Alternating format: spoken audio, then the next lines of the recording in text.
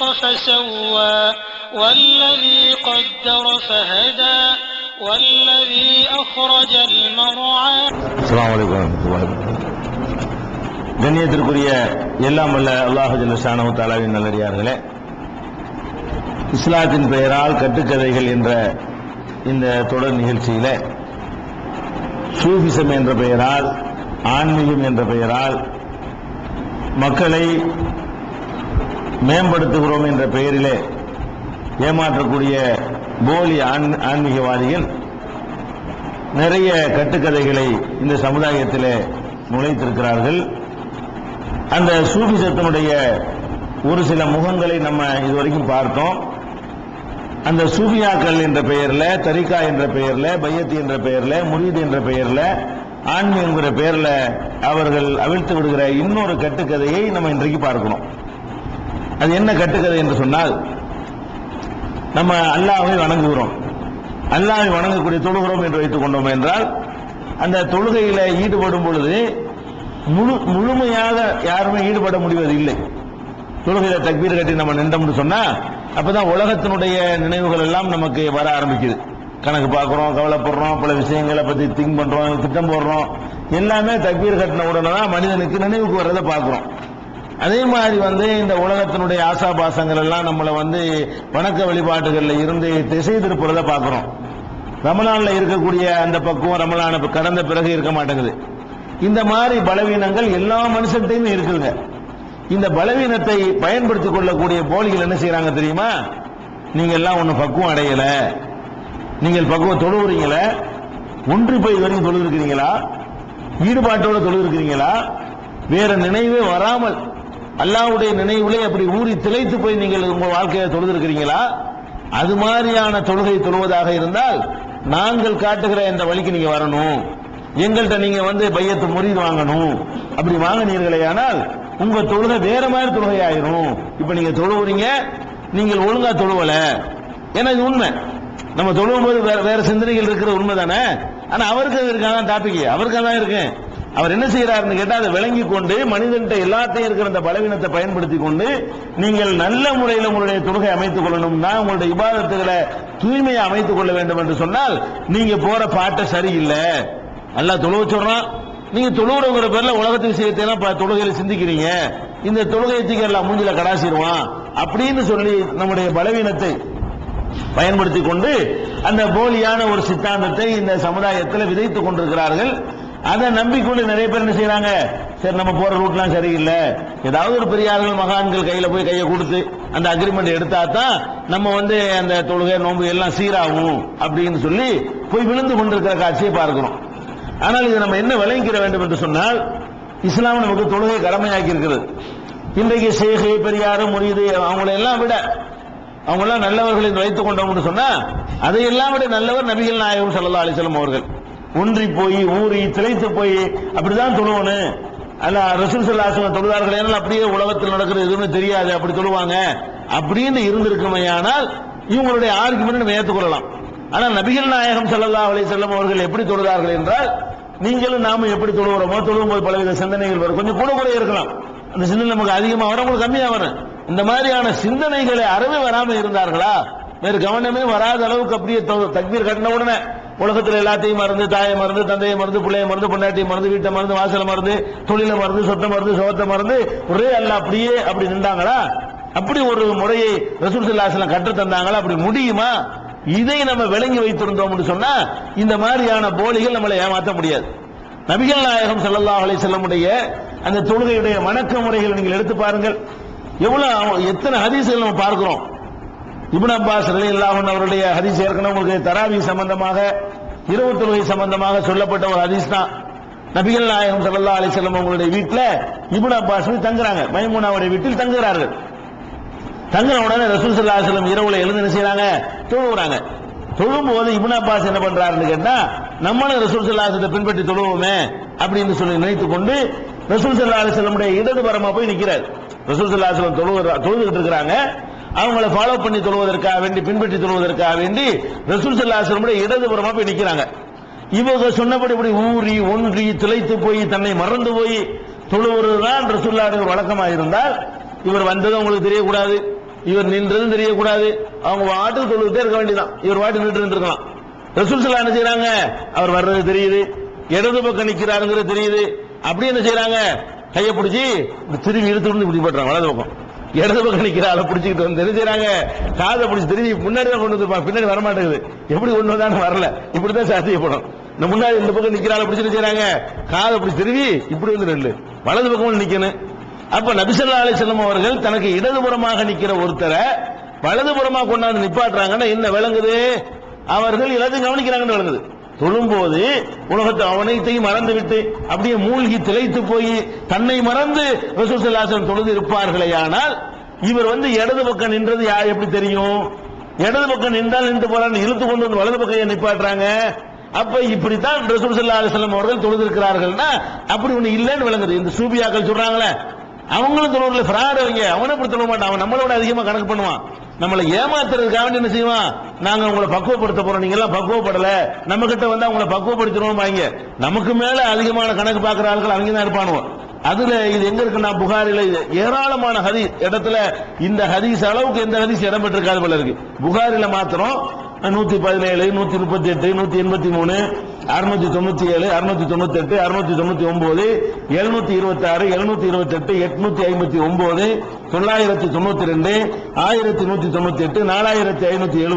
1198, 4570, 4571, 4572, 5919, 6316 இவ்வளவு இடங்கள்ல இந்த சம்பவம் இருக்குது. இந்த சம்பவம் இடது பக்கம் நின்ற ஒருத்தரை வலது பக்கம் தொழுது கொண்டிருக்கும் போது ரசூல் ஸல்லல்லாஹு அலைஹி வஸல்லம் தொழுதுகிட்டு இருக்காங்க, இடது பக்கம் நின்ற ஒருத்தரை கொண்டாந்து என்ன செய்யறாங்க, வலது பக்கம் உன காதை பிடிச்சி திரும்பி கொண்டாந்து நிப்பாட்டுறார்கள் என்று சொன்னால், அப்படி இவர்கள் சொல்ற மாதிரி ஒன்றி போய் தொழுகிற ஒரு தொழுகை என்பது மார்க்கத்தில் கிடையாது, யாராலும் சாத்தியமாகாது. அப்படி ஒரு தொழுகையை அல்லாஹ்வுடைய ரசூல் நமக்கு தொழுமாறு சொல்லும், அது இயல்புக்கு எதிரானது, மனித இயல்புக்கு அப்பாற்பட்டது, அதை வழங்கிக் கொள்கிறோம்.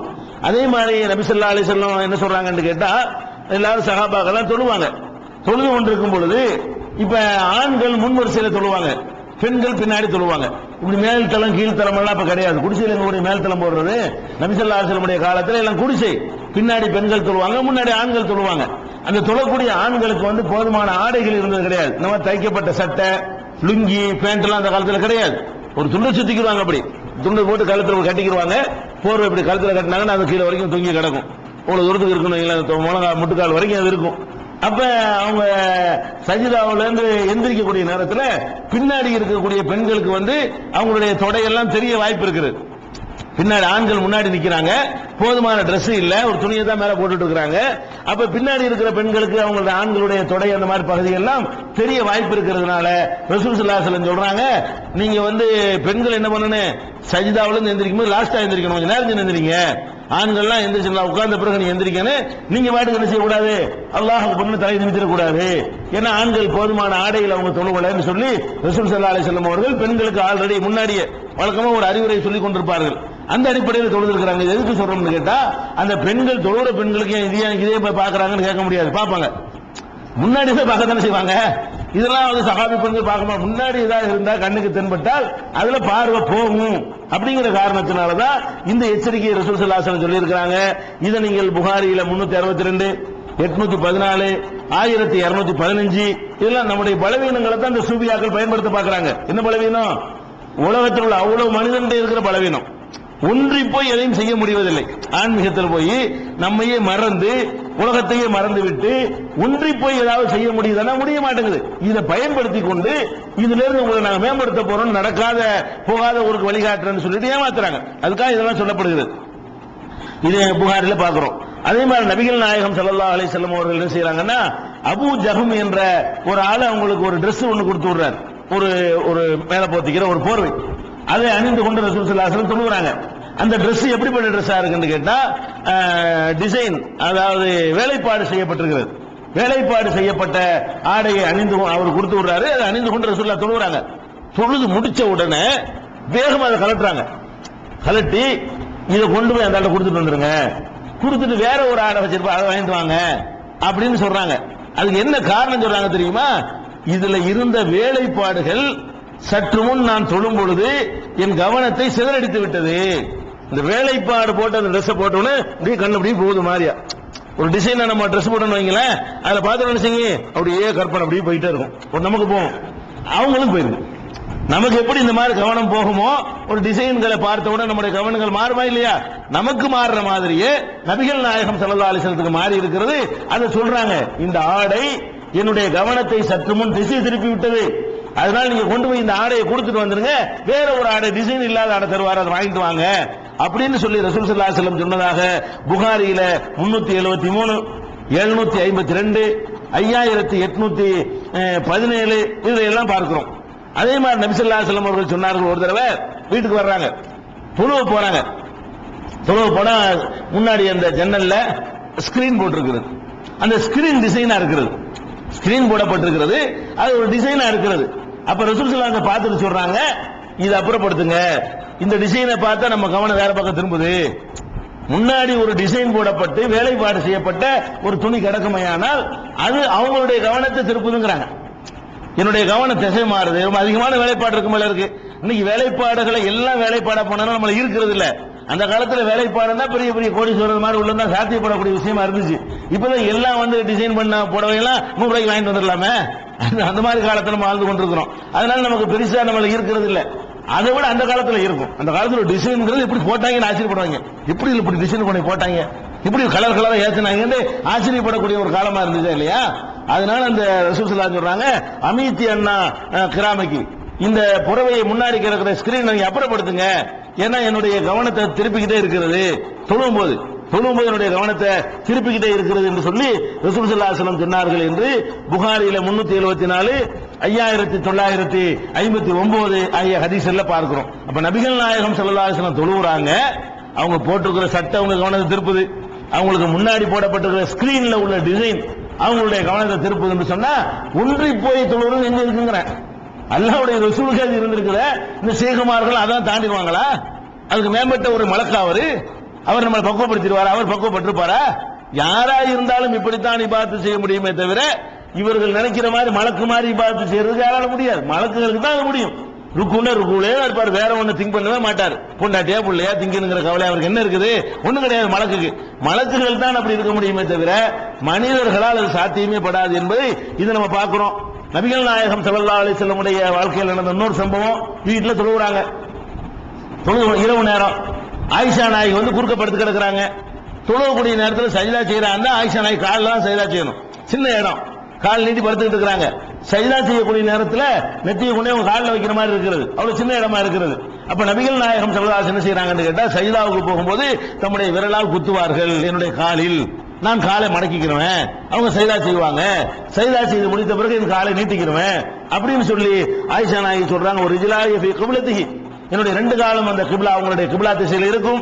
ஃபைதா சஜிதா கமஸனி, அவர்கள் சஜிதா செய்யும் போது விரலால் இப்படி குத்துவார்கள். இப்போ கபல்து ரிஜ்லைய, என்னுடைய கால்களை நெஞ்சிருவேனா உடனே மூடி மடக்கி கொள்வேன் அப்படிங்கிறாங்க. தொழுதுகிட்டு ரசூல் ஸல்லல்லாஹு அலைஹி வஸல்லம் முன்னாடி கால் நீட்டுறது அவங்களுக்கு தெரியுது, அதே விரல கொண்டு குத்தணும். ஒரு ஆள் படுத்து கிடக்க தெரிய போய் தானே அதை செய்யறாங்க. கால் நீட்டுறது அவங்களுக்கு தெரியுது, விரல்னால குத்துறது தெரியுது. அப்ப இதெல்லாம் என்ன விளங்குது? தொழுகையில நீங்க நம்ம மனிதன் என்ற முறையில இப்படித்தான் தொழ முடியும். இது என்ன விளங்குதுன்னு கேட்டா, மனிதன் என்ற முறையில் இதெல்லாம் தெரியத்தான் செய்யும். யார் படுத்து கிடக்கிறான்னு தெரியும், யார் வர்றாருன்னு தெரியும். நான் தொழுதேன்னா கதை விட்டுருப்பாங்க. என்ன கதை விட்டுருப்பாங்க? அலி ரலியல்லாஹு ஈட்டில ஒரு போர்க்களத்துல, நீங்க கதை பாருங்க, அல்லாஹ்வுடைய ரசூல்ட்ட ஆதாரம் காட்ட முடியல. அலி பேர்ல இட்டுக்கட்டி என்ன செய்வாங்க? அலி ரலியல்லாஹு ஈட்டி பயங்கரமா அவங்க மைண்ட்ல குத்திருச்சான், எடுக்க முடியலையா. ஏன்னா ஈட்டில உள்ள போயிட்டு இந்த இது மாதிரி கொக்கி மாதிரி விரிஞ்சிருக்கும்ல, அது மாட்டிக்கணும், எடுக்க வராது. உள்ள ஈட்டியை குத்திட்டோம்னு சொன்னா பிச்சுக்கிட்டு தான் எடுக்க முடியுமே தவிர அதை உருவி எடுக்க முடியாது. ஈட்டி அந்த மாதிரி அந்த அமைப்பா இருக்கிறதுனால அப்படி செய்யும். அப்ப முடியலையா. அப்ப அலி சொன்னாங்களா, ரொம்ப வேதனை தாங்க முடியலப்பா, நான் தக்பீர் கட்டிடுறேன், நீங்க வாட்டு உருவிடுங்கன்ட்டாராம். அவர் தக்பீர் கட்டினாராம். உருவுறாங்க, ஒண்ணுமே தெரியலையா. சலாம் கொடுத்துட்டு எடுத்துட்டீங்களான்னு கேட்டாராம். இது எப்படி நடக்குமா? இது எல்லாம் படிச்சிருக்கான மனுஷன.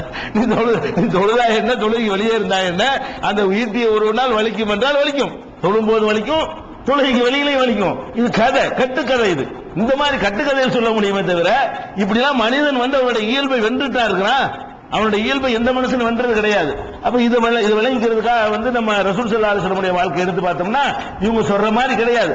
அதே மாதிரி சொல்றாங்க, ரசூல் ஸல்லல்லாஹு அலைஹி வஸல்லம் காலத்தில் நடந்த சம்பவத்தில் பாலைவனம் தானே, பாலைவனத்தில் என்ன ஆகும் கேட்டா வெயில் கடுமையா தாக்கும், மணல் சூடாகி போயிடும்.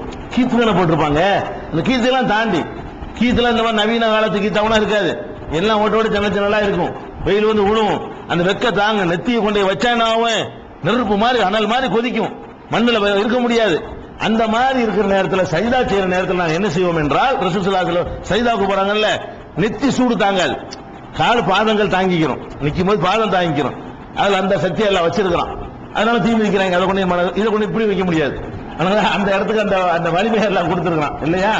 அப்ப அவங்க என்ன செய்யறாங்கன்னு கேட்டா, சஜிதாவுக்கு போகும்போது ஒரு துண்டு வச்சிருப்பாங்களாம், அப்படி போட்டு ஆளு கொண்டு செய்வாங்க.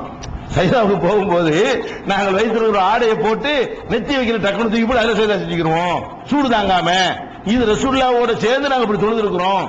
ரசூல் ஸல்லல்லாஹு அலைஹி வஸல்லம் அனஸ் ரலியல்லாஹு சொல்றாங்க, நபிகள் நாயகம் ஸல்லல்லாஹு அலைஹி வஸல்லம் அவங்களோட கோடை காலத்தில் நாங்கள் தொழும் பொழுது நெற்றியை வைக்க முடியாத அளவுக்கு தலை சூடாக இருக்குமானால் எங்களுடைய ஆடையை அப்படி தூக்கி போட்டு, அல்ல தோல்ல பெருசா ஆடை போட்டிருப்பாங்கல்ல, சஜிதாவுக்கு போகும்போது அப்படியே இழுத்து போட்டு அதில் செஞ்சுக்கிறது. சஜிதாவுக்கு போகும்பொழுது எக்ஸ்ட்ரா தொங்கும்ல, அந்த ஆடை கடிச்சுப்பா வச்சு இருந்திருப்பாங்க, அந்த ஆடையை தான் இருக்கணும், அந்த ஆடையை கொஞ்சம் இழுத்து போட்டு அதிலே கொண்டு நெத்தி வச்சுக்கிறது, கொஞ்சம் சூடு தாங்கும்.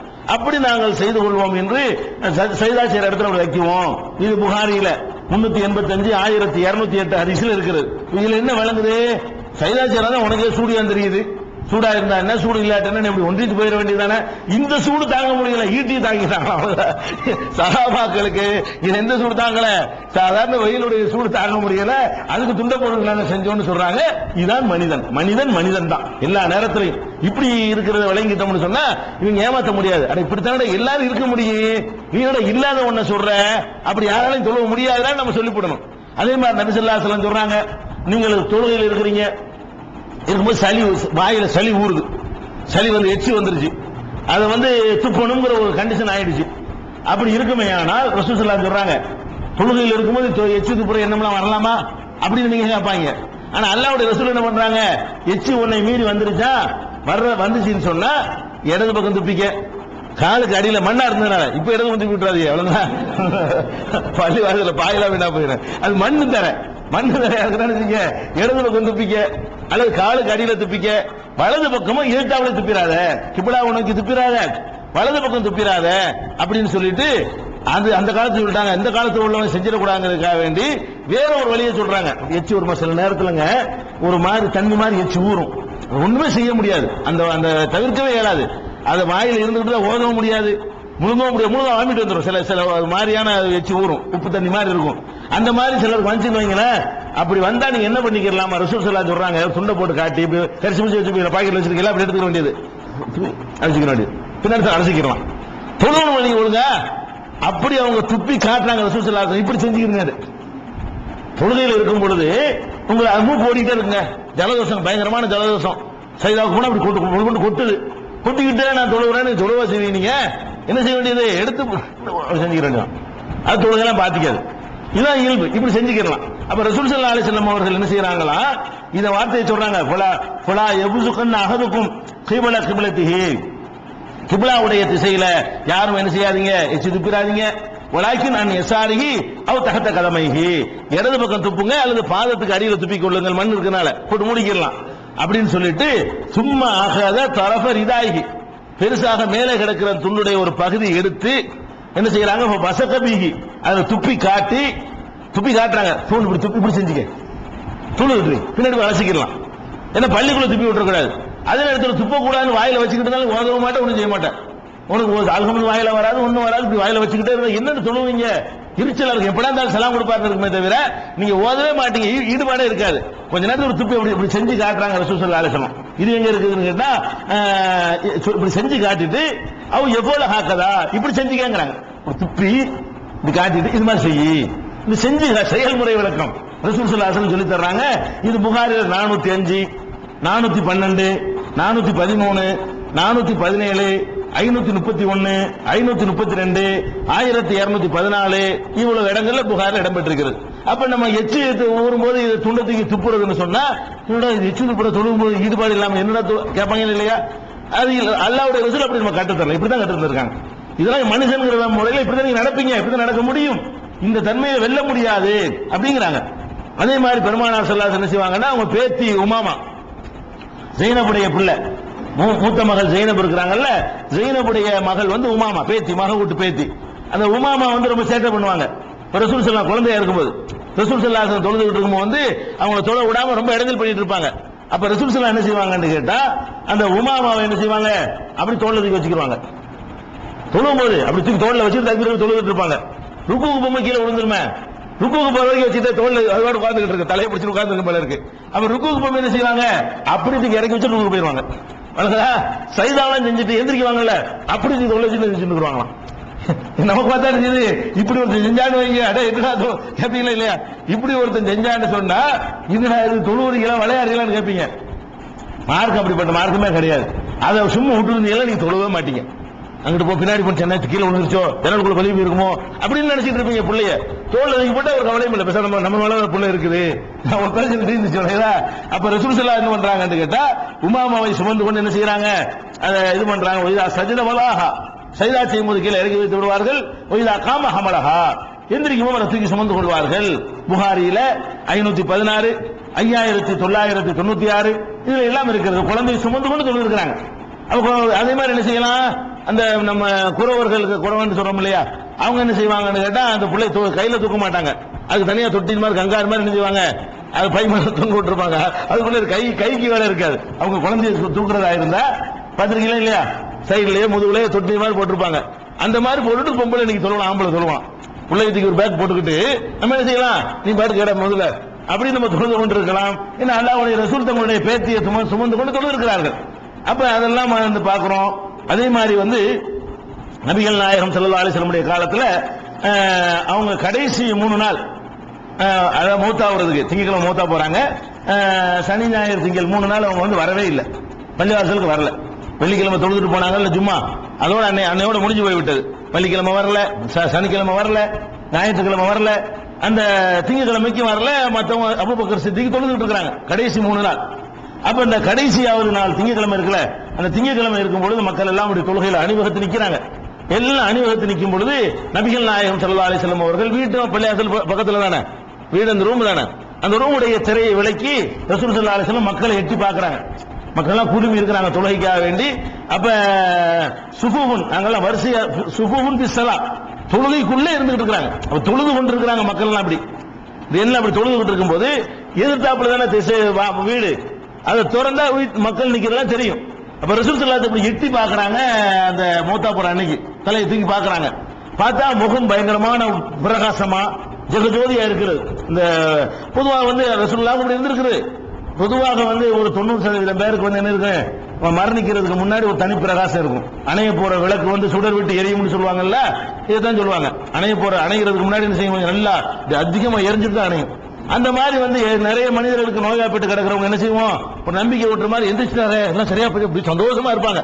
டக்குன்னு அன்னைக்கு போயிடுவார். படுத்தே கிடக்கிற ஒரு ஆள் என்ன செய்வாருன்னா, என்னைக்கு ரொம்ப எந்திரிச்சு வித்தியாசமா சுறுசுறுப்பா ஆகுறாரோ முடிஞ்சு அர்த்தம், பெரும்பாலும் முடிஞ்சு போயிடும்.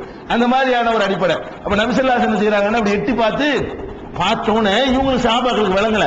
அந்த முகத்தையும் அந்த சிரிப்பையும் அந்த தேஜஸையும் பார்த்துட்டு எங்களுக்கு அவர் சொல்றாங்க, சஹாபாக்கள் சொல்றாங்க, ஹமம்னா அந்நஃப்தத்தின மினல் ஃபரஹ், அந்த சந்தோஷத்துல நாங்க என்ன செய்யறோம் தொழுகிறோம் மறந்துடுவோமோ போல இருக்குது. ரசூலுல்லாஹ் 3 நாளா காணா, என்னாச்சு ஏதாச்சு பள்ளியாசப்படும் வரலையே, தொழ முடியாத அளவுக்கு அவங்களுக்கு கண்டிஷன் அன்கண்டிஷன் ஆயிட்டாங்களே அப்படின்னு கவலைப்பட்டு இருந்தாங்க. ரசூலுல்லாஹ் பார்த்த உடனே நிலை குலைந்து போயிட்டோம், தொழுகையில உங்களுக்கு ஈடுபாடு இல்லையா, நிலை குலைந்து போயிட்டோம். அப்ப அவரை பார்த்து என்ன செய்யறாங்க, அபூபக்கரும் பார்த்துறாங்க. அவர் தான் முன்னாடி, அவர் தான் முதல் பார்ப்பாரு.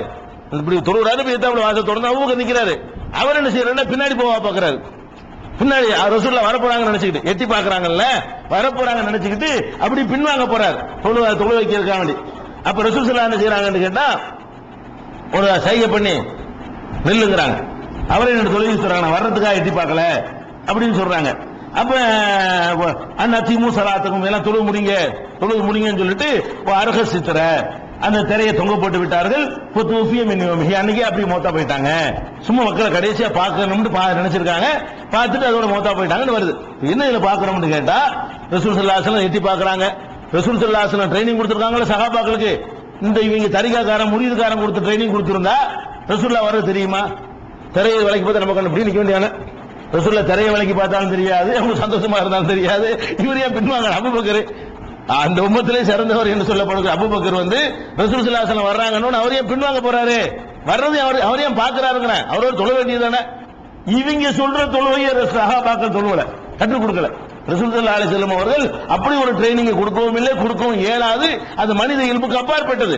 அப்ப திரும்ப வர்றாங்க. இதெல்லாம் பார்க்கும் பொழுது தொழுகைங்கிறது வந்து நம்ம இப்ப எப்படி தொழுகிறோமோ அப்படித்தான் தொழுவ முடியுமே தவிர அதுக்கு மேல எல்லாம் அப்படி எல்லாத்தையும் மறந்து தொழுவது என்ற ஒரு ஸ்டேஜ் இஸ்லாத்தில் கிடையாது. மனிதனுடைய மனோநிலையில சாத்தியமே படாது. மனிதன் அப்படித்தான் படைக்கப்பட்டிருக்கான். இது வழங்கிக்கிறேன். இது புகாரில 680வது ஹதீஸ்ல இருக்கிறது, 681 இருக்கிறது, 754 இருக்கிறது. அபூபக்கர் மேட்ரு, எட்டி பார்த்த மேட்ரு எல்லாம் அதுல இருக்கிறத பாக்குறோம். அதே மாதிரி ரசூல் ஸல்லல்லாஹு அலைஹி வஸல்லம் என்ன செய்யறாங்கன்னு கேட்டா, ஒரு ஏரியாவுக்கு வந்து பஞ்சாயத்து பண்றதுக்காக போயிட்டாங்க. அம்ர் இப்னு அவுஃபுடைய கூட்டத்தார்னு பேரு. அதாவது குபா பள்ளிவாசல் இருக்குல்ல, முதல்ல அதான் ரசூலுல்லாஹ் கட்டுறாங்க. மதீனாவுக்கு வந்த உடனே, மதீனாவுக்கு ஃபர்ஸ்ட் வரல அவங்க. மதீனாவுக்கு வருவதற்கு முன்னாடி மதீனாவுடைய அவுட்டோர்ல போய் கொஞ்ச நாள் தங்குறாங்க. தங்கி அங்க ஒரு பள்ளிவாசல கட்டுறாங்க. அதுக்கு பேரு குபா பள்ளின்னு பேரு. அந்த குபா பள்ளியில உள்ளவங்களுக்கு மத்தியில, சகோதரருக்கு மத்தியில ஒரு சண்டை ஏற்பட்டு போச்சுன்ன உடனே மதீனாவுல இருந்து பொறுப்பு ஓடுறாங்க. பிரச்சனையை ஆச்சாமல அதை வந்து சரி பண்ணி வைக்கணுமே, இஸ்லாஹ் பண்ணணுமேங்கிறதுக்காக வேண்டி அங்க போறாங்க. போன உடனே வந்து இங்க தொழு வைக்கணுமே, அவங்க அங்க போயிட்டாங்க. தொழுக நேரம் வந்துருச்சு, போனவங்க வரல. பஞ்சாயத்து விசாரிக்க நேரம் இழுத்துரும்ல, நீங்க என்னப்பா சொல்ற, நீங்க என்னப்பா சொல்ற, என்னப்பா பஞ்சாயத்து ரசூலுல்லாஹ் விசாரிக்க போயிட்டாங்க. இங்க தொழுகைக்கு நேரம் ஆயிடுச்சு. நேரம் ஆன உடனே என்ன செய்யறாங்க, முஅத்தின் வந்து அபூபக்கர்ட்ட வந்து நீங்க தொழுவிக்கிறீங்களான்னு கேட்கறாங்க. ரசூலுல்லாஹ் இல்லைன்னா சரின்ட்டார். எட்டிட்டு பார்த்து ரசூலுல்லாஹ் இல்ல, ஓகே நான் தொழுவிக்கிறேன் அப்படிங்கிறார் அபூபக்கர். அப்ப அபூபக்கர் தொழுவிச்ச உடனே ரசூல் ஸல்லல்லாஹு அலைஹி வஸல்லம் வர்றாங்க. மக்கள் எல்லாம் தொழுகையில் இருந்துகிட்டு இருக்காங்க. தொழுகை நடந்து கொண்டிருக்கிறது. வேக வேகமா ரசூலுல்லாஹ் வந்துடுறாங்க. ஆனா தொழுகையை அபூபக்கர் ஆரம்பிச்சு நடத்தி கொண்டிருக்கிறார். நடத்த உடனே ரசூல் ஸல்லல்லாஹு அலைஹி வஸல்லம் வந்தது அப்படின்னு தெரிஞ்சிரும்ல. தெரிஞ்ச உடனே ஒரு சலசலப்பு சத்தம் வருது. தொழுகிட்டு இருக்கும் போது பல விதமான பேச்சுக்கள்லாம் வருது. ரசூலுல்லாஹ் வந்துட்டாங்கன்னு ஒரு சலசலன்னு ஒரு சத்தம் கேட்குது. ரொம்ப சத்தமானவன் என்ன செய்யறாங்கன்னு கேட்டா, மக்கள் என்ன செய்யறாங்கன்னா கையை தட்டுறாங்க. எல்லாரும் இப்படி என்ன தட்டுறாங்க, இன்னொரு ரசூலுல்லாஹ் நீங்க தொழுகிட்டு இருக்கிறேன்னு அர்த்தம். அவருக்கு சிக்னல் கொடுக்குறாங்க. அபூபக்கர் சிக்னல் கொடுக்குறாங்க, கையை தட்டி இங்க வாங்கான பின்னாடி அப்படின்னு சொல்லி அவருக்கு சிக்னல் கொடுக்குறாங்க. அவரு திரும்பி நான் பாக்குற வழக்கம் கிடையாது அபூபக்கருக்கு. ரொம்ப அதிகமான கைத்தட்டல் வந்து என்ன செய்யறாரு, திரும்பி பாக்குறாரு, ரசூலுல்லாஹ் வந்துட்டு இருக்காங்க. உடனே ரசூல் ஸல்லல்லாஹு அலைஹி வஸல்லம் அப்படியே அபூபக்கர் பின் வாங்குறாரு. ரசூல் ஸல்லல்லாஹு என்ன செய்யறாங்க, தொழுப்பா அப்படி கையை காட்டுறாங்க. அவர் முடியாத பின்னாடி வந்துட்டார், சர்ன்னு பின்னாடி வந்துட்டாரு. அப்ப ரசூல் ஸல்லல்லாஹு அலைஹி வஸல்லம் வந்து அந்த இடத்துல இருந்து என்ன செய்யறாங்க, தொழுகிறாங்க. தொழுது முடிச்சு அபூபக்கர்ட்ட கேட்கறாங்க, ஏப்பா நான் தான் உன்னை தொழுவிக்க சொன்னேன், நீ தொழுகிற வேண்டியதுதானே கேட்கும் பொழுது, நீங்க இருக்கும்போது நான் எப்படி தொழுவிக்கிறது, அல்லாஹ்வுடைய தூதருக்கு முன்னாடி இந்த அபூ குஹாஃபாவுடைய மகன் இப்படி தொழுவிப்பான். அவ பேர் அபூ குஹாஃபா. அபூ குஹாஃபாவுடைய மகன் இப்படி அல்லாஹ்வுடைய தூதருக்கு முன்னாடி தொழுவிக்கிறது நான் அதுக்கு தகுதி இல்லை அப்படின்னு சொல்லிட்டு மறுத்துறாங்க. அப்ப ரசூல் ஸல்லல்லாஹு அலைஹி வஸல்லம் என்ன சொல்றாங்கன்னு கேட்டா, மக்களே நீங்கள் இந்த மாதிரி ஒரு பிரச்சனை ஏற்பட்டால், ஏதாவது இமாமுக்கு உணர்த்த நீங்கள் நினைத்தீர்களே ஆனால் கை தட்டக்கூடாது. என்ன செய்யணும்னு கேட்டா தஸ்பீஹ் சொல்லுங்க, சுப்ஹான் அல்லாஹ்னு சொல்லுங்க. சுப்ஹான் அல்லாஹ்னு சொன்னீர்களே ஆனால் இமாமுடைய கடமை என்னன்னா அவர் திரும்பி பார்க்கணும். இமாம் திரும்பி பார்க்கணும்னு பிடிக்காது, அதிசயம் இருக்காங்க. இமாம் திரும்பி பார்க்கணும், மத்தவங்க திரும்பி பார்க்க கூடாது. எல்லாம் வந்து சுப்ஹான் அல்லாஹ்ங்கறாங்க.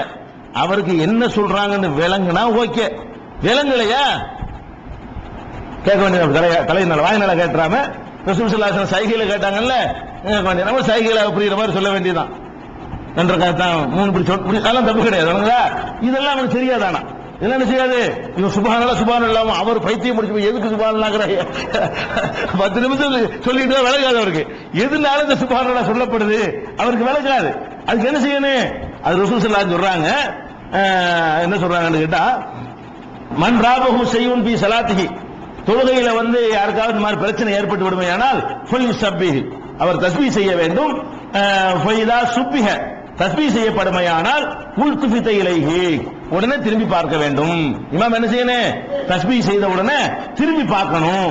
திரும்பி பார்க்கணும்னு கட்டளை இடுறாங்க. புகாரில 684 ரசூல் ஸல்லல்லாஹு அலைஹி வஸல்லம் கட்டளை இடுறாங்க. அதே மாதிரி வந்து திரும்பி பார்க்கணும்ன்றதை விட கடுமையான வார்த்தையை சொல்றாங்க ரசூல் ஸல்லல்லாஹு அலைஹி வஸல்லம்.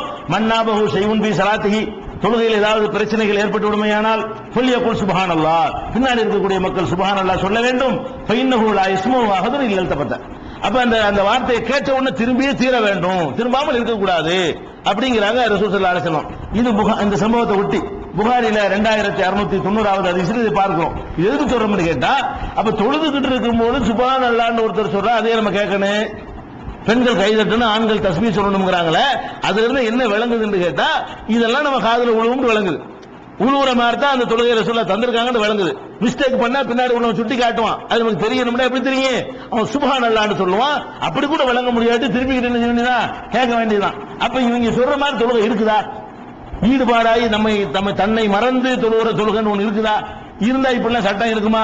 அதை நம்ம பார்க்கிறோம். இப்படிலாம் கிடையாது. அதே மாதிரி என்ன பண்றாங்கன்னு கேட்டா, நம்ம சைதாவுக்கு போறோம், போற இடத்துல என்ன செய்யும்? அந்த பாய் இந்த மாதிரி மடிஞ்சு அந்த மாதிரி மடிச்சிருக்கணும், நெத்தி வைக்கலுமா? வைக்க இயலாது. அந்த இடத்துல கரெக்டா நெத்தி வைக்கிற இடத்துல இருக்கணும் வைங்களேன், இருக்கு அப்படி வலிக்கும், பயங்கரமா வலிக்கும். ஒரு கல்லு கிடக்குது, அந்த இடத்துல மட்டும் ஏதாவது ஏற்படுது, மணல்கள் இப்படி திறந்த வழியில தொழுகிறோம், அந்த இடத்துல சரியான ஒரு நெத்தி வைக்கிறதுக்கு ஏற்ற மாதிரி இல்ல, இப்படிலாம் இருந்துச்சுன்னு சொன்னா அதுக்கு என்ன செய்யணும்? ரசூல் ஸல்லல்லாஹு அலைஹி வஸல்லம் என்ன செய்றாங்க? ஒரு ஆள் பாக்குறாங்க, சைதாவுக்கு போகும்போது இப்படி செய்யறாரு. இந்த மண்ணை சைதாவுக்கு போகும்போது மண் இப்படி குவிஞ்சிருக்கும் போல இருக்கு, அது கரெக்டா நெத்திக்கு சரியா இல்ல. இவர் என்ன பண்றாரு? அந்த மண்ணை வந்து இப்படி சரி பண்ணிட்டே இருக்கிறாரு. ரசூல் ஸல்லல்லாஹு அலைஹி வஸல்லம் பாத்துறாங்க. பார்த்துட்டு என்ன செய்யறாங்கன்னு கேட்டா, இந்த செய்யலாம் தப்பு இல்ல, இன்குந்த ஃபாயிலன் வாஹிதத்தன், அப்படி செய்யறதா இருந்தா ஒரு தடவை செய்ய, இப்படி இப்படின்னு கூடாது, அவ்வளவுதான். ஒரு கல்லு கிடக்கு அப்படி தட்டி விட்டுக்க, எப்படி செய்யணும் அதை செய்ய, அந்த அளவுக்கு செய்யலாங்க. அதுக்கு இப்படி இப்படி பூசி முடிக்கிட்டு கூட உட்காந்துட்டு தொழுகைக்கு போறோம், முன்னாடி உள்ள ஒரு கல் இருக்குது, கல் இருந்தாலும் நான் அதை செய்வேன்னு செய்யக்கூடாது, ஒரு தட்டி விட்டுற வேண்டியதான். ஒரு இழுப்பு இழுத்து பாய் சுருங்கி கிடக்குதா, ரெண்டு கை வச்சு ஒரு இழுப்பு இழுத்துக்க வேண்டியதான். இழுத்துட்டு அந்த இழுத்தா விரிஞ்சிரும்ல, ரெண்டு பாய்க்கு ரெண்டு கையை வச்சு இழுத்தீங்கன்னா அந்த சுருக்கம் விரிஞ்சிக்கிறேன், அந்த இடத்துல செஞ்சுக்கிற வேண்டியதான். இது இப்படி ஒரு தடவை செஞ்சுக்க, இன்குந்த பாயிலன் வாஹிதத்தன், அப்படி செய்யணும்னு விரும்பினேன்னு சொன்னா ஒரு டைம் பண்ணிக்கலாம். புகாரில 1207வது ஹதீஸ். இதுல என்ன விளங்குது? நம்ம தொழுகைக்கு போறோம், மண்ணு சரியில்லைன்னு நம்ம பாக்குறோம்னு அர்த்தம். பார்க்கலாம்னு தெரியுது, மண்ணு கிடக்குதா, கல்லு கிடக்குதா, நம்ம நெத்தியை பாதிக்குமா, அதை வைக்க இயலுமா, இதுகளை எல்லாம் நம்ம கவனிக்கலாம். கவனித்து தொழுகைக்கு வெளியே இருக்கும்போது எப்படி கரெக்ட் பண்ணுவோமோ அது மாதிரி தொழுகைக்கு உள்ள இருந்து கரெக்ட் பண்ண சொல்றாங்க. அப்ப என்ன ஒன்றி போறது? அப்ப என்ன நம்ம தண்ணிலை மறக்குதல் எங்க இருக்கு இஸ்லாத்துல? ஒரு மனிதன் எந்த நேரத்தையும் தண்ணிலை மறக்க முடியாது, மறக்க மாட்டான். ஒரு கண்ட்ரோல், ஒரு சின்ன அளவு கண்ட்ரோல். பேசக்கூடாது, திங்க கூடாது, அதுதான் நீங்க செஞ்சுக்கலாம். அடுத்த பேசாம இருக்கலாம், அடுத்த குடிக்காம இருக்கணும், தொழும்போது திங்காம இருக்கணும். உள்ளத்தை நம்ம கண்ட்ரோல் பண்ண இயலுமா? அது பலவிதமான வேலைகளை செய்யும். அதையெல்லாம் நம்மளால ஒண்ணு ஜெயிக்க முடியாது, அதை பாக்குறோம். அதே மாதிரி நபி ஸல்லல்லாஹு அலைஹி வஸல்லம் காலத்தில் நடந்த இன்னொரு சம்பவம் என்னன்னு கேட்டா, முஆத் இப்னு ஜபல் அவர்கள் இமாமத் செஞ்சுட்டு இருக்காங்க. தொழுகைக்கு என்ன பண்றாருன்னு கேட்டா, ஒரு நாள் தொழுவிக்கிறார், பக்ராவை ஆரம்பிச்சிட்டார். தொழுகும் போது பக்ரா சூரா தான் குர்ஆன்ல ஒரு பெரிய சூரா, 287 வசனம், பெரிய சூரா, 2 ஜுஸ் கிட்ட இருக்குது. அதை ஓத ஆரம்பிச்சு விட்டாரு. பின்னாடி பின்பற்றி நின்று தொழுதால் பார்த்தாரு, பக்ராவை ஆரம்பிச்சாரு, இப்ப முடிப்பாரு இவர் எப்ப தொழுகை முடிக்கிறது, நம்ம இப்ப போறது, தொழுகையில் நுழைஞ்சிட்டாரு, இமாம பின்பற்றி சேர்ந்துட்டாரு, அல்ஹம்து ஓதுற வரைக்கும் பார்த்துட்டு இருந்தாரு. இவர் அலிஃப் ஜாலிகல் கிதாப் பண்ணாரா, உடனே பார்த்தாரு இவருக்கு பின்னாடி நம்ம நின்றோம்னா நமக்கு செட் பண்ணி வராது அப்படின்னு சொல்லிட்டு, நான் இப்போ இருந்தா தனியா ஆயிக்கிறேன்னு சொல்லிட்டு அவர் தனியா தொழுது ஓடிட்டார். இவர் பாட்டு பக்ரா ஓதிட்டு இருக்கிறாரு, இவர் ஒரு ரகாத் தொழுவதுக்குள்ள அவர் எல்லாத்தையும் தொழுது முடிச்சுட்டு இருந்தாரு. அவர் பாட்டுக்கு பாஸ் ஆகி போயிட்டாரு. அப்ப முஆத் என்ன செய்யறாங்க, இந்த மாதிரி சப்புல நின்று விட்டு இடையில ஒரு முனாஃபிகவன் அவர் கோவிக்கிறார். முஆத் இப்னு ஜபல் இந்த செய்தி தெரிஞ்ச உடனே, இந்த முனாஃபிகை பத்தி நான் ரசூலுல்லாஹ்ட்ட கம்ப்ளைண்ட் பண்ண போறேன் அப்படின்னு சொல்லி இந்த மாதிரி வந்தாரு, தொழுகையில சேர்ந்தாரு, பாதியில கட் பண்ணிட்டு ஓடி போயிட்டாரு. அவர் முனாஃபிக் மாதிரி நான் நினைக்கிறேன், நம்மளால தெரியலவன் தொழுகையில கட் பண்ணிட்டு யாராவது போவாங்களா அப்படின்னு சொல்லி இவர் போய் ரசூல் ஸல்லல்லாஹு அலைஹி வஸல்லம் கம்ப்ளைண்ட் பண்றாரு. ரசூல் ஸல்லல்லாஹு அலைஹி வஸல்லம் என்ன செய்றாங்க, அவர் கூட்டு வாப்பான்னு சொல்றாங்க. கூட்டு வந்து கேட்கறாங்க, என்னப்பா மேட்டர்னு கேட்கறாங்க. அப்ப என்ன சொல்றாருன்னு கேட்டா, அல்லாஹ்வுடைய தூதரே, நாங்க இரவு டியூட்டி செய்யற ஆளுங்க, நைட்ல வயல்களுக்கு தண்ணி பாய்ச்சுவோம், பேரிச்ச மரங்களுக்கு இந்த கமலைன்னு சொல்லுவாங்க, கமலை மூலமாக தண்ணீரை இறைத்து தண்ணீர் பாய்ச்சுவோம். பாய்ச்சிட்டு போய் காலைல போய் தூங்கணும். சுபுகு தொழுது போய் நான் தூக்க கழகத்தில் வருவோம். இவர் போய் 1:30 மணி சுபுகு தொழுதாருன்னா நாங்க இப்படி தூங்குறது, சாட்டை 2 தொழுது போய் தூங்கலான்னு வந்தா இவர் பாட்டுக்கு நீட்டுறாரு. நாங்க நைட் ஷிஃப்ட் பாக்குற ஆளுங்க, எங்களுக்கு எப்படி தொழுகை ஈடுபாட செய்ய முடியும்? அதனால பார்த்து ஒரு பெரிய சுறா வந்தாரு, நான் பாட்டுக்கு போயிட்டேன்ட்டாங்க. அந்த சஹாபி சொல்லிட்டாரு, அவர் கண்டிக்கல, அவர் மேல கோவப்படல, ஏன் இப்படி செஞ்சேன்னு சொல்லல. யாரை கண்டிக்கிறாங்க? இவரை கண்டிக்கிறாங்க. யார? முஆத் துணிச்சால கண்டிக்கிறாங்க. யா முஆத் ஃபத்தானு அன்த, நீ குழப்பம் பண்றியா? சலாசன் 3 பேர் கேட்கறாங்க, நீ குழப்பம் பண்றியான்னு கேட்கறான். தொழுவிக்கிறதா இந்த உனக்கு பக்ரா தெரிஞ்ச பக்ரா ஓதிறதா? பின்னாடி மக்கள் பலவீனர்கள் இருப்பாங்க, நோயாளிகள் இருப்பாங்க, சிறுவர்கள் இருப்பாங்க, தேவையுடையவர்கள் இருப்பாங்க, அதெல்லாம் அனுசரிச்சு சின்ன தொழுவிக்க மாட்டியா? இக்ர வஷம்ஸ் சூராவை ஓது, சபிஹிஸ்ம ரப்பிக்கல் ஆல அதை ஓது, அது போன்ற சூறாவை ஓதுவியா? நீ பாட்டுக்கு பெரிய சூறா ஓதுனா பின்னாடி எப்படி மக்கள் நிப்பாங்க அனுசரிக்க வேணாமா, நம்ம பின்பற்றி சொல்ற மக்கள் எப்படி இருக்காங்கன்னு யோசிக்க வேணாமான்னு சொல்லி ரசூல் ஸல்லல்லாஹு அலைஹி வஸல்லம் கண்டிக்கிறாங்க. இப்ப என்ன விளங்குது, தொழுகைக்குள்ள இருந்த ஒரு ஆள் கூட நுழைஞ்சிட்டோமே என்ன ஒரு ஒன்றி போயிட்டோமேன்னு பார்க்கல. அவருக்கு அவருக்கு பெருசா தெரியுது, இவர் நீட்டதை பார்க்கற எல்லாத்தையும் கவனிக்கிறார். பெரிய சூறா பக்கரா ஓதி முடிக்க முடியும், 1/2 மணி நேரம் 1 மணி நேரம் ஆகும், இது நமக்கு சரிப்பட்டு வராது, இவ்வளவு கணக்கு பண்றாருல, இவ்வளவு திங்க் பண்ணி அவர் பாட்டு தனியா பிரிஞ்சுட்டு போயிடுறாருல. அப்ப என்ன ஈடுபாடு, என்ன மனம் ஒன்றி போறது இருக்கிறது? அவரை கண்டிக்கல ரசூல் ஸல்லல்லாஹு அலைஹி வஸல்லம், இவர்களை கண்டிக்கிறாங்க. இது எங்க இருக்குன்னு கேட்டா புகாரியில 6106வது ஹதீஸ்ல பாக்குறோம். அவ்வளவு வேண்டிய நம்ம தொழுது கொண்டிருக்கிறோம். தொழுதுட்டு இருக்கும்போது நம்ம சுத்ரா ஒண்ணு வச்சுட்டோம், முன்னாடி வைக்கணும். இமாமுக்கு சுத்ரா இருந்தா மொத்தம் வைக்க வேண்டியதில்லை, தனிச்சு தொழுகிறோமா முன்னாடி ஒரு பொருளை போட்டுக்கணும். நம்ம எந்த இடத்துல சைதா செய்ய போறோமோ அந்த இடத்துக்கு முன்னாடி அதுக்குள்ள சைதா செய்யணும். ஒரு துணியோ ஒரு பொருளையோ ஒரு செல்போன் எல்லாரும் கையில வச்சு தெரியுறீங்க, அதையாவது போட்டுக்கணும் முன்னாடி. கிளப்பிட்டு போயிருவாங்க, அதையும் பாத்துக்கலாம். கிளப்பிட்டு போக மாட்டான் போட்டுக்கலாம், இல்லைன்னா வேற ஒரு பொருளை போட்டுக்கிறேன். அப்ப அந்த மாதிரி போட்டுக்கொண்டு தொழ வேண்டும். அப்படி நீங்கள் போட்டுக்கொண்டு தொழும் போது அந்த போட்ட பொருளுக்கும் உங்களுக்கு நடுவுல ஒருத்தன் போக போறான். இந்த இடத்துல நான் சுத்ரா போட்டுக்கிட்டேன், நான் இங்க நின்று தொழுகிறேன், இதுக்குள்ள ஒருத்தன் வந்தான்னு சொன்னா நீ என்ன செய்யணும், சொல்லி காத்திலுகு அவனை தடுக்கணும், அடிக்கணும். வந்து ஒரே அடி, ஏன்னா இதுக்குள்ள நுழைகிற யார் தொழுவும் போது சண்டை பிடிக்க சொல்றாங்க. நம்ம செய்யற தொழுகையில் இருக்கும்போது நமக்கு என்ன சொல்றாங்கன்னு கேட்டா, எவன் வர்றான் எவன் அதெல்லாம் கவனிக்க சொல்றாங்க. நம்ம ஒன்றி போனா நமக்கு தெரியுமா இவன் போறது? நம்ம ஒன்றி போய் தொழுதோம்னு சொன்னா எவன் குறுக்க போனா நமக்கு என்ன தெரியும்? அவன் பாட்டுக்கு போவான், அவன் பாட்டுக்கு போறான், நம்ம ஒன்றி போயிட்டோமே, தண்ணிலை மறந்துட்டோமே. அப்படி ஒரு தொழுகை மார்க்கத்தில் இருக்குமே, ஆனால் சண்டை போடுன்னு எப்படி வர? சண்டை போடுன்னு வராது. பெரிய சம்பவம் எப்படி வருதுன்னு கேட்டா, அபூ சயீத் அல் குத்ரி அவர்கள் ஒரு ஜும்மா நாள்ல என்ன செய்யறாங்கன்னா, ஜும்மா தொழுகைக்கு பிறகு முந்தியா இருக்கும், முன் சுன்னத்தா இருக்கும், இல்லாட்டி பின்னாடி தொழுகிற தொழுகையா இருக்கும். ஜும்மா நாள்ல என்ன செய்யறாருன்னு கேட்டா, ஒரு சுத்ராவை வைத்துக் கொண்டு தொழுகிறார். அவர் கரெக்டா சுத்ரா போட்டு விட்டு தொழுது கொண்டு இருக்கிறார். அப்ப ஒரு இளைஞர் என்ன செய்யறாருன்னு கேட்டா, அவரை வந்து குறுக்க போறதுக்கு முயல்கிறார். முடிஞ்ச உடனே என்ன செய்யறாருன்னு கேட்டா, அப்படி பார்க்கறாரு, எங்கேயும் போக முடியல. அப்ப அந்த அபூ சயீத் தொழுதுட்டு இருக்கிறாரு. உடனே நடுவில் நுழைஞ்சு ஒரு போறாரு. போனவன் என்ன செய்யறாங்கன்னு கேட்டா, இப்ப தபாஹு அபூ சயீத் தடுக்கிறாரு. தடுத்தவன் என்ன செய்யறாரு அப்படிங்கிறாரு, அவர் நின்றுறாரு. இந்த தடுக்கிற நம்ம போற பாதி வந்து இருக்கிற மர வர்றாரு, விலங்கு அவர் சேட்டம் தெரியல, மறுபடி வர்றாரு, கட்டுமையா தடுக்கிறாங்க 2வது தடவை. அதுக்கப்புறம் என்ன செய்யறாங்கன்னு கேட்டா, 2வது அட்டி பலமா வந்துருச்சு. முதல் தடவை லேசா தள்ளி விட்டுருக்காரு, அந்த ஆளு வந்து விளங்காம என்ன செய்யறாரு, மறுபடியும் வந்திருக்காரு, பலமா வச்சுக்கிட்டாரு. அட்டி எந்த அளவுக்கு வச்சுட்டாருன்னு கேட்டா, அவருக்கு ஏதோ ஒரு வேதனை ஏற்படுற அளவுக்கு அடிச்சு விட்டாரு, பயங்கரமா நினைச்சிட்டாரு, அடியை விட்டார் தொழுதுட்டு இருக்கும்போது. அப்ப இது முடிஞ்சோன்னு என்ன ஆச்சுன்னு கேட்டா, உடனே மருவான் தான் ஆட்சி பொறுப்புல இருக்கிறார். மருவான் அந்த ஜும்மாவுக்கு முந்திலாம் குழப்பம் பண்ணுவார், அந்த தான் ஆட்சியில் இருக்காரு மதீனாவுல. அந்த மருவான் போய் ஒரு கம்ப்ளைண்ட் பண்ணிட்டாரு.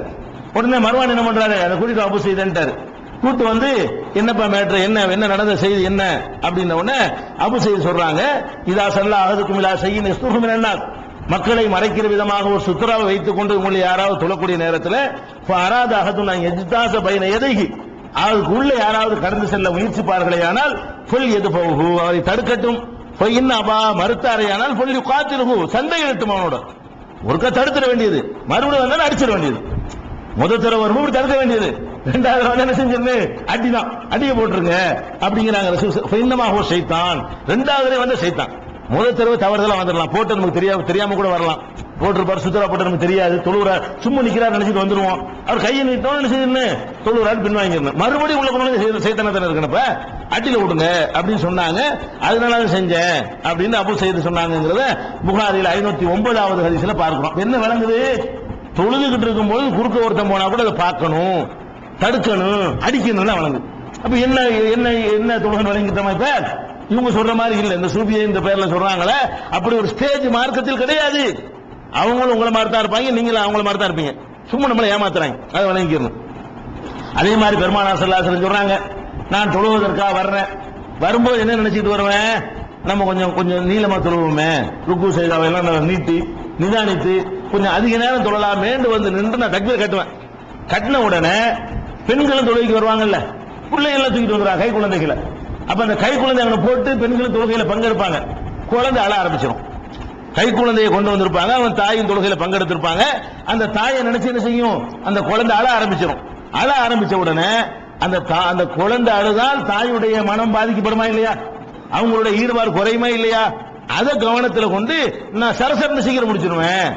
நான் பெருசா நீட்டி தொழுவலான்னு வருவேன், ஒரு குழந்தையுடைய அழுக சத்தம் கேட்ட உடனே அதனுடைய தாய் படக்கூடிய மனவேதனையை கருத்தில் கொண்டு தொழுகையை சுருக்கமாக முடித்து விடுவேன் என்று பெருமானார் ஸல்லல்லாஹு அலைஹி வஸல்லம் சொன்னாங்க என்ற செய்தியை புகாரியில 707வது ஹதீஸ் 868வது ஹதீஸ்ல பார்க்கலாம். அதுல என்ன விளங்குதுன்னு கேட்டா, இந்த குழந்தை அழுவுறது ஏன் ரசூலுல்லாஹ் கேட்டுச்சு? தன்னிலை மறந்து தொழுதால் ஒரு குழந்தை அழுதா என்ன, இடி விழுந்தா என்ன, இடி விழுந்தாலும் தெரியாது, அது வந்தாலும் தெரியாது, இது வந்தாலும் அறுவாள் எடுத்து வெட்ட வந்தாலும் தெரியாதுன்னா ஒரு குழந்தை அழுவுற சத்தம் ஏன் உங்களுக்கு கேட்டுச்சு?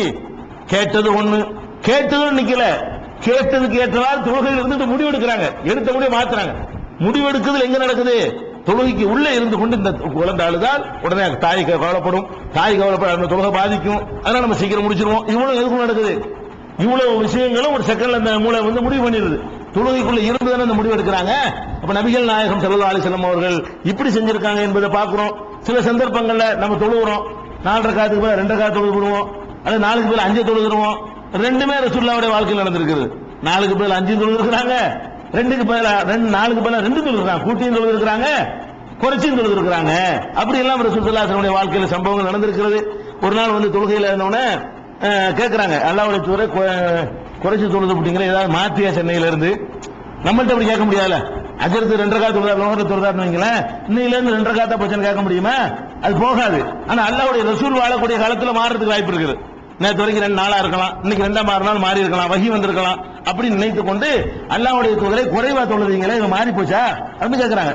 இன்னும் இப்ப ஒண்ணும் மாறவலாம் இல்லையே, அப்படியே குறைச்சி தொழுதீங்க, அப்படியே தொழுதேன் அப்படின்னு சொல்லிட்டு, நானும் மனுஷன்தான், நீங்கள் மறப்பதும் நானும் மறப்பேன், அன்சாகமா தன்சவுன, நீங்க எப்படி மறப்பீங்களோ நானும் மறப்பேன், அப்படி மறந்து விட்டேன் என்று சொன்னால் எனக்கு யாவப்படுத்துங்க அப்படின்னு சொல்லிட்டு அதுக்கு 2 சைதாசோ செய்தார்கள் என்ற சம்பவம் புகாரில 401வது ஹதீஸில் வருகிறது. 4 ரக்காத்துக்கு பதில் 5 ரக்காத் தொழுது விட்டார்கள் என்ற ஒரு சம்பவம். அப்போ இதே மாதிரியான பிரச்சனை ஏற்பட்ட சம்பவத்தை வந்து புகாரில 404வது ஹதீஸில் பார்க்கலாம். என்ன இதுல விளங்குதுன்னு கேட்டா, நபிகள் நாயகம் ஸல்லல்லாஹு அலைஹி வஸல்லம் அவர்கள் கற்றுத்தந்த தொழுகை முறை, இபாதத்து முறை இயற்கைக்கு ஒட்டிய முறை, இயற்கைக்கு எதிரானது, நடக்க முடியாதது, சாத்தியமற்றதை அவங்க சொல்லி தரல, அதை விளங்குறோம். அதே மாதிரி வந்து அபூ பர்ஸான்னு ஒரு சஹாபி, அபூ பர்ஸாங்கிற சஹாபி என்ன செய்யறாருன்னு கேட்டா, அவர் தொழுகிறார், தொழுதுகிட்டு இருக்கும்போது குதிரையில வர்றார், குதிரையில வந்து இறங்கி தொழுக நேரம் ஆன உடனே குதிரையை அப்படி அவுத்து விட்டுவிட்டு அவர் வாட்டு தொழுகிறார். பழகுன குதிரை ஓடாது, கட்டிப்பட தேவையில்லை. நம்ம குதிரையை நல்லா பழக்கி வச்சிருந்தோம்னு சொன்னா விசில் அடிச்சா கூட ஒடியாந்துடும். அந்த ஓனர் வந்து அவன் ட்ரைனிங் கொடுத்து வச்சிருந்தான்னா கையை தட்டினா என்ன செய்யாது, அவங்க கிட்ட ஒடியாந்துடும். குதிரையெல்லாம் நல்லா பழகிற பிராணிகள்ல உள்ளது. அவர் நல்லா பழகின குதிரை தானே, அவர் விட்டு என்ன செய்யறாரு, அவர் பாட்டுக்கு தொழுகிறாரு. தொழுதவன் என்ன ஆகுதுன்னு கேட்டா, குதிரை பாட்டுக்கு போக ஆரம்பிச்சு, எங்க போயிட்டு குதிரை, அவரை தங்கீர் கட்டி விட்டாரு. அப்புறம் பார்த்தா குதிரையை காணா, அப்படி இப்படி பார்க்கிறாரு, எங்கேயோ போயிடுச்சு குதிரை. ஆகான்னு சொல்லி தொழுகை விட்டு ஓடுறாரு. யாரு? அபூ பர்ஸா. குதிரை ஓடி போடணும்னு செய்யறாரு, குதிரைக்கு பின்னாடியே ஓடுறாரு. இருக்கிற ஆட்கள்லாம் பாக்குது, அட பாவி மனுஷா, ஒரு குதிரைக்காவது தொழுகை விட்டு போறியடா. சஹாபி இது செய்யறாரு. சஹாபாக்களுக்கு அடுத்த தலைமுறையில் உள்ள ஆட்களுக்கு ஆச்சரியமா தெரியுது, என்னப்பா இது, ஒரு குதிரைக்காக வேண்டி தொழுகை விட்டு கட்டின தக்பீரை விட்டு ஓடுறியப்பா நீ அப்படிங்கிறாங்க. இவர் போய் முதல்ல என்ன செய்யறாரு, குதிரையை இப்ப இழுத்துட்டு வந்து பிடிச்சிட்டு வந்துட்டு என்ன செய்யறாரு, விஷயத்தை சொல்றாரு. என்ன சொல்றாருன்னு கேட்டா, நாங்களாம் ரசூலுல்லாஹ் ட்ரைனிங் எடுத்தாளுங்க, நீ எங்களுக்கு சொல்லி தெரியல, நாங்கள் நபிகள் நாயகம் ஸல்லல்லாஹு அலைஹி வஸல்லம் அவங்கள்ட்ட ட்ரைனிங் எடுத்தாளுங்க, அவங்க இந்த மாதிரி வழிமுறையை தான் எங்களுக்கு சொல்லி தந்திருக்கிறாங்க. நாங்க பாட்டு குதிரையை விட்டு குதிரை தொழுவதுக்கு பேர் அல்லாஹ்வையா தொழுவோம். குதிரை எப்ப ஓட ஆரம்பிச்சிருச்சோ நம்ம தொழுவது என்ன செய்வோம், குதிரை எங்க வச்சு தெரியல, எவன் முடிச்சாலும் தெரியல, இது ஒரு தொழுகையா? முதல்ல அதுக்கு ஒரு நாள் கட்டி போட்டா அது ஃப்ரீயா தொழுவேன். இதைத்தான் ரசூல் ஸல்லல்லாஹு அலைஹி வஸல்லம் கற்று தந்தாங்களே தவிர நீங்க நினைக்கிற மாதிரியான மார்க்கத்தை ரசூலுல்லாஹ் கொண்டு வரலன்னு சொல்லி அவர் அப்ஜெக்ஷன் பண்ணாருங்கிற விஷயம் புகாரில 6127வது ஹதீஸ்ல இது இடம்பெற்றிருக்கிறது. பெருமானார் ஸல்லல்லாஹு அலைஹி வஸல்லம் சொன்னாங்க, தொழுதுட்டு இருக்கீங்க, இதெல்லாம் இருக்குன்னா 1-2 இல்ல, இவ்வளவு நிறைய சொல்ல வேண்டியிருக்கு. ஏன்னா ஏமாத்துறாங்க, அவ்வளவு ஏமாத்துறாங்க.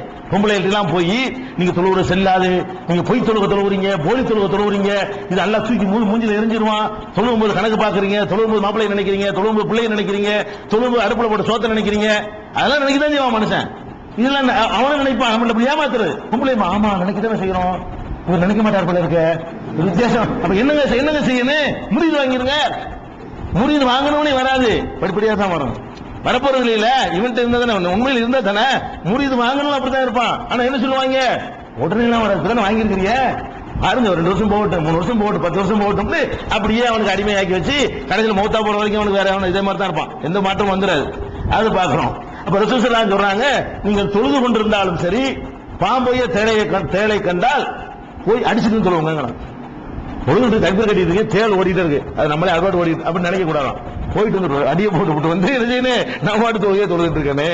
அப்ப ரசூல் ஸல்லல்லாஹு அலைஹி வஸல்லம் அவர்கள் தொழுது கொண்டு இருந்தாலும் பாம்பையும் தேளையும் கண்டால் அதை கொன்று விட்டு தொழுகையை தொடருங்கள் என்று நம்ம கட்டளையிட்டார்கள் என்ற செய்தி திருமதி சஹீஹான ஹதீஸ் தான். 355, நஸீல 1187, 1188, அபூதாவூதுல 786, இப்னு மாஜாவுல 1235, முஸ்னத் அஹ்மதுல 6881, புகாரி முஸ்னத் அஹ்மதுல 7075, 7157 எல்லாம் இருக்கு. அப்ப தேளை கண்டா பாம்பை கண்டா கொள்ளுங்கிற மார்க்கம் தொழுதுகிட்டு இருந்தாலும் அப்ப ஒன்றி போனா எப்படி எல்லாம் தெரியும் நமக்கு. தேளை போற எப்படி தெரியும், பாம்பு போற எப்படி போயிட்டு இருக்க வேண்டியதானே, அதெல்லாம் தெரியணுமா? தெரியுமா? தெரியத்தான் செய்யும். மனுஷன் அப்படித்தான் இருப்பான். மனிதன் தான் எல்லா நேரத்திலும் காட்டுறாங்க, இது பாக்குறோம். அதே மாதிரி இந்த மாதிரி வந்து தொழுகை சம்பந்தமாக இவ்வளவு நிகழ்வுகள் நடந்திருக்கிறது. அப்ப இதெல்லாம் எதுக்கு சொல்லப்படுதுன்னு கேட்டா, இந்த பலவீனத்தை சில போலிகள் வசதியாக பயன்படுத்தி கொண்டு நாங்க உங்களை பண்படுத்த போறோம், உங்களை பக்குவப்படுத்த போறோம், எங்கள்கிட்ட வந்து சேர்ந்துட்டீங்கன்னா வித்தியாசமா தொழுவீங்க, அல்லாஹ்வை முன்னாடி விட்டு பாக்குற மாதிரி நீங்க தொழுவீங்க, அப்படி எல்லாம் ஏமாற்றி கொண்டிருக்கிறார்கள். இப்படி எல்லாம் ஒரு காலத்தில் முடியாது. என்ன ஒண்ணே ரசூலுல்லாஹ் சொல்றாங்க, நீங்க தொழுது கொண்டிருக்கும் சைத்தான் வருவான், வந்து என்ன செய்வான், அதை நினைச்சு பாரு, இதை நினைச்சு உதுக்குர் கலாப கலா, அதை நினைச்சு பாரு, இதை நினைச்சு பாருமா, அப்படி நினைச்சிட்டே இருப்பீங்க. கடைசி என்னன்னு கேட்டா லா எதிரி கம்சல்லா, எவ்வளவு தொழுதானே உனக்கு தெரியாது, அப்படி ஆக்கிடுவாங்க. சைத்தான் வந்து நுழைந்து கொண்டு உங்கள்ட்ட இந்த மாதிரி எல்லாம் பண்ணிடுவான். அப்படி பண்ணினானே, ஆனால் நீங்க என்ன பண்ணணும், ஒரே ஒரு பரிகாரம் தான் இருக்கிறது. தொழுகையில் உங்களுக்கு என்ன பரிகாரம் என்றால், தொழுதுட்டு இருக்கிறீங்க, அப்பதான் உலகத்து கணக்கெல்லாம் வரும். இந்த அவர் 10,000 ரூபாய் தரணும் தந்தாரா, இப்படி அப்படின்னு ஞாபகம் வருமா? யான் வந்து என்ன செய்யணும், உடனே தொழுகையில் இருக்கும்போது அவுது பில்லாஹி மினஷ் ஷைத்தானிர் சொல்ல வேண்டியதான். சொல்லிட்டீங்கன்னு சொன்னா ஒரு கண்ட்ரோலுக்கு வரும். கொஞ்ச நேரத்துக்கு வராது, அப்புறம் இந்த 10,000 ரூபாய் வராது, ஆனா மறுபடியும் வரும். இன்னொரு 5 நிமிஷம் தான் நிக்கும், மறுபடியும் என்ன செய்யும், மறுபடியும் இந்த அவர் நம்ம வரேன்னு சொன்னார சாப்பாடு ஆக்கி வைக்கலையே, அப்படி மறுபடியும் இன்னொரு அவுது பில்லா போட வேண்டியதான். இப்படியே படிப்படியா செய்தால் கொஞ்சம் ஒரு மட்டுப்படும். இப்ப பார்த்தாலும் நினைச்சுக்கிட்டு இருக்கிறது பதிலா ஒரு தொழுகைக்கு ஒரு 4 தடவை 5 தடவை இப்படிலாம் வரும். அறவே தவிர்த்துலாம் முடியாது, குறைக்கலாம். அதான் ரசூல் ஸல்லல்லாஹு அலைஹி வஸல்லம் நமக்கு மாற்று பரிகாரம் சொல்லி தந்தாங்களே தவிர ஒன்றி போறது அப்படி முழுசாக தன்னை மறந்து அப்படி ஒரு தொழுகையே கிடையாது. ஏதாவது இந்த மாதிரி வேற மாதிரி சிந்தனைகள் வந்துச்சுன்னு சொன்னா அவுது பில்லா போடுங்க. இந்த மாதிரி காரியங்கள் பண்ணா நீங்க செய்யுங்க. செயல்களை பொறுத்த வரைக்கும் பாம்பு அடிக்கிறது, பொருளை நம்ம பிக் பாக்கெட் அடிச்சு ஓடுறான், தொழுது இருக்கிறீங்க, டக்குன்னு உருட்டு ஓடுறான், தொழுவுல செய்யறோம், பரிசு அப்படியே நினைக்கிறது, ஒட்டுவே புடிச்சு சாத்தி என்ன செய்யணும், அது பரிசு எடுத்துட்டு வரணுமா இல்லையா? தொழுது இருக்கிறீங்க, செல்போன் தூக்கிட்டு ஓடுறான், நீங்க என்ன உங்க கடமை என்ன? செல்போன போல கைப்பற்றிட்டு வரணும், அப்புறம் தொழுவ சொல்லலாம். இல்ல நீங்க தொழுவ மாட்டீங்க, திருட்டு பேருக்கு இது ஒரு வசதியா போயிடும். தொழுவராங்க பாய் நான் தொழுவ நான் அடிச்சுட்டு போயிடலாம் அப்படின்னு நினைச்சிருவான் இல்ல. அப்புறம் நம்மளை பையன் ஆகிட்டு போயிடக்கூடாது. அப்ப தொழுவும் போது நம்மளுடைய பொருளை எடுத்துட்டு போயிடுவான், பெட்டி தூக்கி ஓடி போயிடுவான், ஒரு இடத்துல வச்சுட்டு பஸ் ஸ்டாண்ட்ல வச்சு தொழுவோம், முன்னாடி பெட்டியை வச்சுட்டு டப்புன்னு பொருள் தூக்கிட்டு போனா தொழுவுல செய்யறோம், என்ன செய்யறது, ஒன்னும் தடமாலாம் வேண்டியது இல்ல, போய் சாதாரணமா இப்படி போய் பிடிப்பி, அந்த மாதிரி பிடி போய் இழுத்து கொண்டு ஸ்டேஷன்ல கொடுத்து அப்புறமா சொல்லுங்க.